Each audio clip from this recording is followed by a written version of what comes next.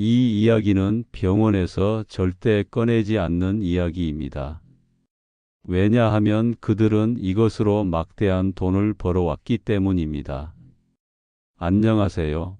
저는 올해 65살 종양내과 전문의 서만석입니다. 지난 60년간 수많은 암 환자들과 함께했고 그들의 눈물과 희망을 가까이서 지켜보았습니다. 병원은 늘 최첨단 항암제, 표적치료제, 면역치료를 이야기합니다. 그러나 그 과정에서 환자가 잃어버리는 것은 체력, 가족의 평안, 그리고 희망이었습니다. 저는 젊은 시절부터 의문을 품어왔습니다. 왜 똑같은 진단을 받은 환자들 중에서 어떤 분은 빠르게 회복하고 어떤 분은 더 악화될까요? 수술실에서, 입원실에서, 그리고 임종을 지키는 자리에서도 이 질문은 저를 따라다녔습니다. 수십 년의 경험 끝에 깨달은 것은 암세포만 공격하는 치료로는 한계가 있다는 점이었습니다. 오늘은 제가 직접 환자들과 또 제 가족과 함께 겪었던 이야기를 나누고자 합니다.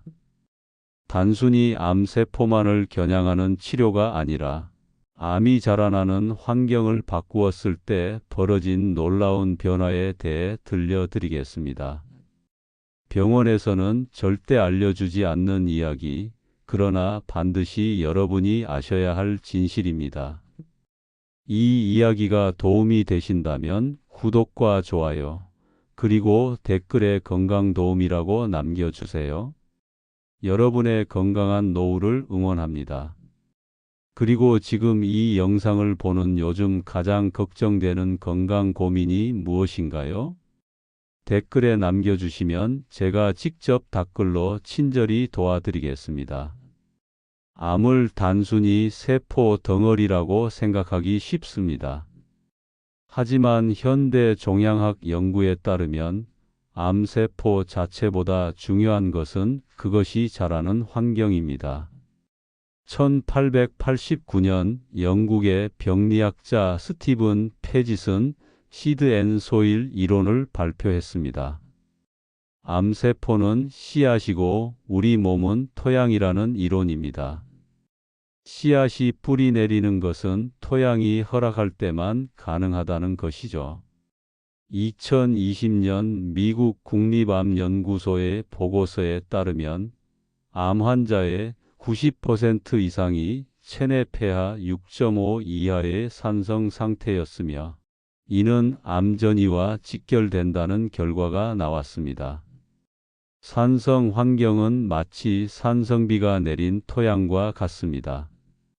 정상 식물은 죽어가지만 잡초만 무성하게 자라나는 거죠. 제가 수십 년간 환자들을 지켜보며 발견한 공통점이 있습니다. 회복이 빠른 환자들은 대부분 체내 산성도를 스스로 조절하고 있었다는 점입니다. 반대로 전이가 빠른 환자들은 여전히 산성식품에 의존하고 있었습니다. 여러분은 혹시 아침에 일어나서 입안이 쓰거나 몸이 무겁게 느껴진 적이 있으신가요? 이는 체내 산성화의 초기 신호일 수 있습니다. 지금 당장 실천하실 수 있는 방법을 알려드리겠습니다. 아침 기상 직후 소변 pH를 측정해 보세요. 7.0 이상이면 정상, 6.0 이하라면 이미 산성화가 진행된 상태입니다. 하루 한 끼는 반드시 채소 위주의 알칼리 식단으로 구성하세요. 잎채소, 브로콜리, 케일, 해조류가 대표적입니다. 물은 생수보다 미네랄이 풍부한 알칼리수를 소량씩 자주 마시는 것이 좋습니다. 다만 주의하실 점이 있습니다. 민간에서 유행하는 베이킹소다 요법은 무분별하게 체내 알칼리화를 유도해 위장, 장애나 전해질 불균형을 일으킬 수 있습니다. 반드시 식품을 통한 자연스러운 변화를 추구해야 합니다. 그런데 산성 환경만 바꾼다고 해서 모든 문제가 해결될까요? 아닙니다. 우리 몸에는 또 다른 적이 숨어 있습니다. 바로 만성염증이라는 뜨거운 불길입니다. 서울대학교 의과대학 2018년 연구에 따르면 만성염증은 암 발생 위험을 평균 2.5배 증가시킵니다. 염증이 지속되면 면역세포는 정상세포와 암세포를 구분하지 못하고 결국 암세포 성장을 돕는 방향으로 전환됩니다. 마치 불길 속에서 잡초가 더 빠르게 자라는 것과 같습니다. 저는 수많은 환자들을 진료하면서 한 가지 패턴을 발견했습니다. 항상 피곤하고 관절이 아프고 소화가 잘 안 되는 환자들은 대부분 혈액 내 염증 수치가 높았습니다. 분들의 공통점은 무엇이었을까요? 바로 식탁이었습니다. 육류 중심의 식사, 유제품, 가공식품, 튀김류는 체내에서 염증성 사이토카인을 대량 분비시킵니다. 특히 소고기와 돼지고기에 포함된 아라키돈산은 강력한 염증 촉진 물질입니다. 하버드 의과대학 2021년 연구에서는 주 3회 이상 적색육을 섭취하는 사람들의 대장암 발병률이 40% 높다는 결과를 발표했습니다. 여러분은 혹시 식사 후에 몸이 뜨거워지거나 얼굴이 빨갛게 달아오른 경험이 있으신가요? 이는 음식이 체내에서 염증 반응을 일으키고 있다는 신호입니다. 지금부터 실천하실 수 있는 항염증 생활법을 알려드리겠습니다. 육류, 가공유제품, 튀김 대신 찜, 데침, 생채 요리법을 활용하세요. 하루 20분 이상 땀이 살짝 날 정도의 가벼운 걷기를 하세요. 근육 활동이 항염증성 사이토카인을 분비합니다. 커피를 꼭 마셔야 한다면 오트라떼나 아몬드 밀크로 대체하는 것이 좋습니다. 특히 주의하실 점이 있습니다. 흑염 소즙이나 보양식 고기는 체력을 보강한다고 알려져 있지만 암 환자에게는 오히려 전이 속도를 높이는 기름을 공급할 수 있습니다. 초기 피로감은 채소, 통곡물, 콩류로도 충분히 회복이 가능합니다. 염증을 잡는 것만으로도 놀라운 변화가 일어납니다. 그런데 이론만으로는 믿기 어려우시죠? 실제로 제가 만난 한 환자분의 이야기를 들려드리겠습니다. 박성우님은 72세 남성으로 2021년 말기 후두암 진단을 받았습니다. 초기에는 단순한 목소리 심증으로 시작했지만 1년 만에 급격히 전이가 진행되었습니다. 수술 후 그는 목소리를 잃었고 가족과의 대화조차 힘든 상황에 놓였습니다. 성우님이 처음 저를 찾아왔을 때의 모습을 잊을 수 없습니다. 수술로 인해 목에 구멍이 뚫린 상태에서 인공 발성기를 목에 대고 간신히 소통하고 있었습니다. 그의 눈빛에는 절망과 분노가 가득했습니다. 평생 교사로 일하며 목소리가 생명이었던 분이 하루아침에 말을 잃었으니까요. 성우님은 처음에는 병원의 권유대로 수술과 항암만 믿었습니다. 하지만 1년 만에 재발했고 극심한 통증으로 절망에 빠졌습니다. 이때 그는 저를 찾아왔습니다. 상담실에서 성우님은 작은 수첩을 꺼내 보이며 인공 발성기로 간신히 말했습니다. 손주 이름이라도 불러보고 싶다고 했습니다. 저는 성우님께 과감한 제안을 했습니다. 금지 식품인 고기, 우유, 밀가루, 과자를 철저히 끊고 대신 녹황색, 채소와 곡물 중심 식단으로 전환하자고 했습니다. 처음에는 반신반의했습니다. 이미 목소리도 잃었는데 이제 먹는 즐거움마저 포기해야 하느냐며 울먹였습니다. 초기 3개월은 극도로 힘들었습니다. 가족들은 매 끼니마다 새로운 레시피를 찾아야 했고 성우님은 먹는 즐거움을 잃어 힘들어했죠. 특히 손자가 치킨을 먹을 때마다 같이 먹지 못하는 것이 가장 괴로웠다고 했습니다. 가족 모임에서도 혼자만 다른 음식을 먹어야 했으니까요. 하지만 석 달째부터 변화가 시작되었습니다. 만성 피로가 사라지고 밤에 잠을 잘 수 있게 되었습니다. 그리고 6개월 후 CT 촬영 결과 암의 성장이 완전히 멈춘 상태였습니다. 의사들도 놀라워했습니다. 성우님의 눈빛은 완전히 달라졌습니다. 목소리는 잃었지만 손주 결혼식까지는 꼭 보고 싶다는 새로운 목표가 생겼습니다. 지금은 서예를 배우며 손자에게 편지를 써주고 있습니다. 말은 못하지만 글로 소통하는 새로운 방법을 찾아낸 거죠. 성우님은 지금도 조용히 살아가며 삶의 질을 지켜내고 있습니다. 그가 저에게 마지막으로 써준 편지에는 이런 내용이 있었습니다. 목소리를 잃었지만 진짜 목소리를 찾았습니다. 성우님의 이야기가 특별한 케이스일까요? 아닙니다. 저 역시 가족을 통해 이와 비슷한 경험을 했습니다. 그것도 가장 가까운 사람, 바로 제 아버지를 통해서 말입니다. 저의 아버지는 2022년 4월 폐암사기 진단을 받으셨습니다. 좌측 폐에는 7cm, 우측에는 3.5cm 종양이 발견되었고 간과 갈비뼈까지 전이가 있었습니다. 당시 의사들은 6개월 이상 생존이 어렵다고 했습니다. 의사인 제가 아버지의 진단서를 받아들고 있는 순간 모든 의학 지식이 무너지는 느낌이었습니다. 수십 년간 다른 환자들에게는 희망을 전했지만 정작 내 아버지 앞에서는 아무것도 할 수 없는 무력한 아들이 되어 있었습니다. 하지만 아버지는 담배를 50년 만에 끊으셨습니다. 제가 가장 강하게 말씀드린 것은 원인을 제거하지 않으면 치료는 헛수고라는 점이었습니다.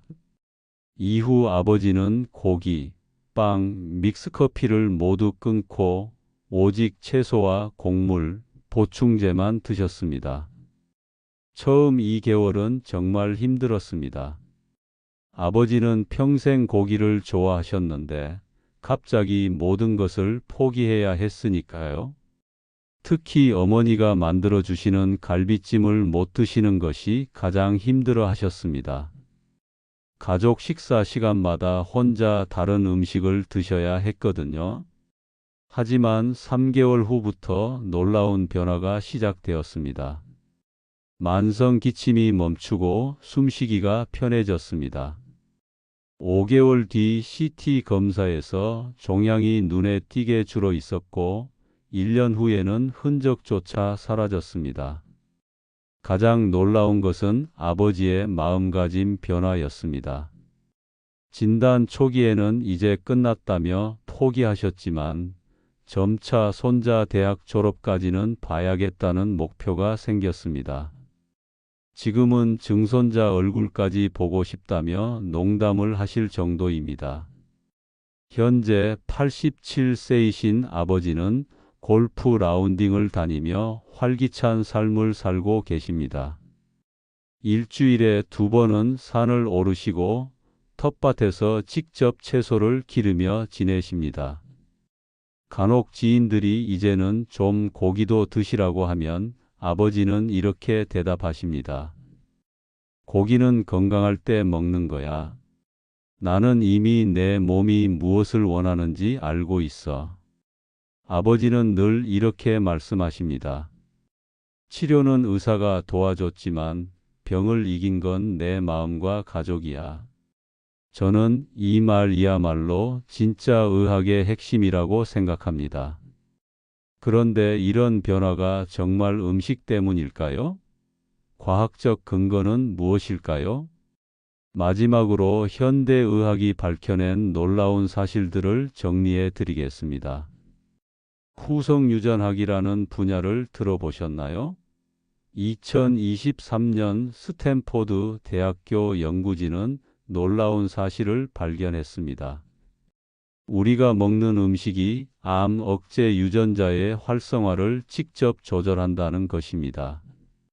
특히 십자화과 채소에 포함된 설포라판은 P53K 유전자를 활성화시켜 암세포의 자살을 유도합니다.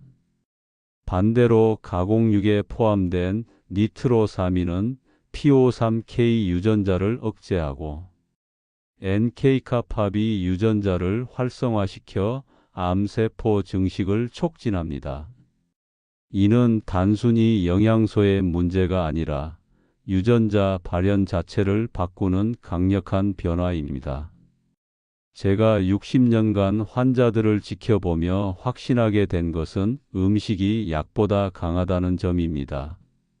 히포크라테스가 2500년 전에 했던 말, 음식이 곧 약이다는 현대 과학으로 증명되고 있습니다. 여러분도 혹시 유전자는 바뀌지 않는다고 생각하고 계신가요? 이제는 달라질 때입니다. 오늘 저녁 식탁부터 여러분의 유전자를 바꿀 수 있습니다. 지금 당장 시작하실 수 있는 구체적인 방법을 알려드리겠습니다. 아침에는 녹차와 함께 브로콜리 새싹을 드세요. 점심에는 현미밥과 된장국, 나물 반찬으로 구성하세요. 저녁에는 생선 대신 두부와 해조류를 중심으로 식사하세요. 특히 주의하실 점이 있습니다. 갑작스러운 식단 변화는 오히려 스트레스를 유발할 수 있습니다. 일주일에 하나씩 천천히 바꿔가세요. 가족의 이해와 협조가 무엇보다 중요합니다. 오늘 말씀드린 핵심을 정리해 드리겠습니다. 암은 세포만의 문제가 아니라 환경의 문제입니다. 산성 환경을 알칼리성으로, 염증 환경을 항염증 환경으로 바꾸면 말기암도 충분히 극복할 수 있습니다. 육류, 유제품, 밀가루, 설탕, 인공감미료, 튀김은 암을 키우는 비료입니다. 반대로 채소, 곡물, 해조류, 올바른 마음가짐은 암을 억제하는 해독제입니다. 저의 60년 경험 속에서 환자의 생존을 결정짓는 것은 항암제의 이름이 아니라 환자와 가족이 만들어낸 생활의 힘이었습니다. 수많은 환자들을 지켜보며 깨달은 것은 몸은 정직하다는 점입니다. 올바른 환경을 주면 반드시 회복하려는 신호를 보여줍니다.